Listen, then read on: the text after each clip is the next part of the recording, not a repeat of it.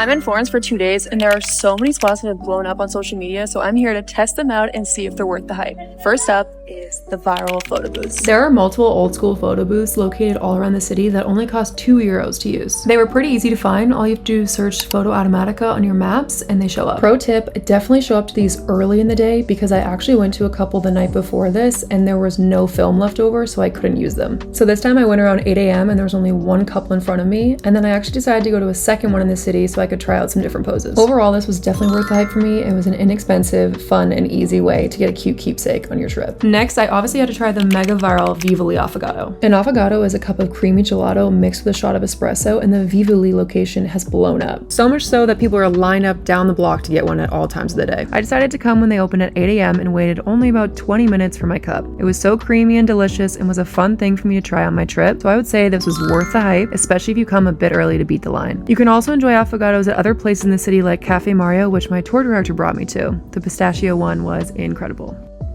Next to test was Adam's Leather Factory. Florence is known for their leather goods, and Adam's is all over social media for their ability to customize your goods with your initials. However, this is not unique to Adam's. You can actually get this done at most leather shops in Florence. Because this spot is so popular, my group members actually waited over an hour-and-a-half line to get their initials done. On our tour, they actually took us to Leonardo's, which is another leather goods shop where they actually can teach you about leather working techniques, and you can get all your high-quality leather goods customized there with next to no line. Overall, Adam's is a great spot, but not worth the hype in my opinion because you can go to many other shops in the city for the same thing. Next up, you knew I had to try the wine windows. Similar to the photo booths, there are multiple wine windows located around the city that you can search for on your maps. All you have to do is ring a bell, order, and a magical glass of wine will show up, or an Aperol Spritz, or some even have espresso martinis. I checked out 2 different locations for fun, and I would definitely say it's worth the hype. It was an easy and fun way to have a drink on the street without having to sit down at a restaurant. I would highly recommend because I also didn't really have to wait in any line for these either. Another quick test was going to one of the pharmacies because they apparently sell high quality skincare that you can't get in the US and they sell it for less. 100% worth the hype because I found Caudalie Vino Perfect for €50 when in the US is usually 80, so definitely check out a pharmacy for skincare needs. Finally, there are countless viral restaurants to try in Florence, but I also loved ordering a pizza to go and watching the sunset with a view of Ponte Vecchio one night. Overall, all of these places in Florence blew up for good reason. However, that means that sometimes you have really long lines at some of them. There are countless amazing spots in Florence, and if you're looking to go without having to plan anything, check out our group tours and let us know which of these places you think are worth the hype.